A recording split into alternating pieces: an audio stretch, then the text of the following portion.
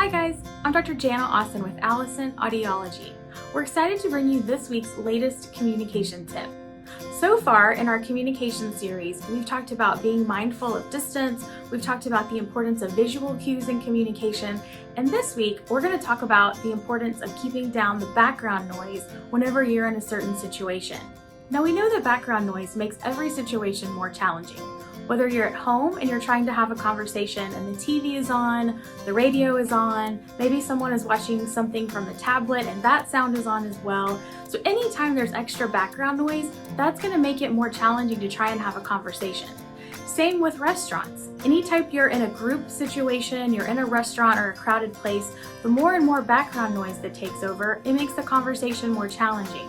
So if possible, anytime you're going to have an important conversation, make sure you remember the cues that we talked about before. Make sure to be mindful of distance, make sure that you have visual cues, but then also make sure that you're turning down the TV, or if someone's playing something from a tablet, make sure they're turning that down, and make sure you have the other person's attention.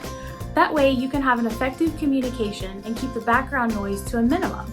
So when you go to a restaurant, we know that it can be hard to control that environment.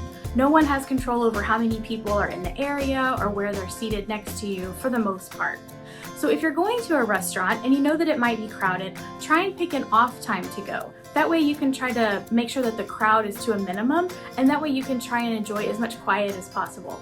So again, be mindful of the tips that we're sharing so that way you can enjoy effective communication and make communication easier with your family and your loved ones. Now remember, we want to keep the fun going this week too. So if you found this tip helpful, please share your thoughts, your comments, and your stories down below in the comments, or you can even reply to this email if you're getting this as an email communication.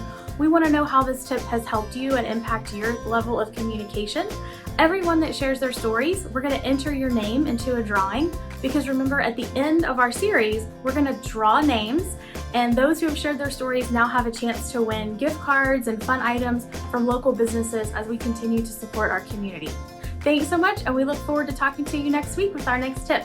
Be sure to like and then subscribe to our page so that you're aware of the latest information that we've posted. We hope you find these resources helpful.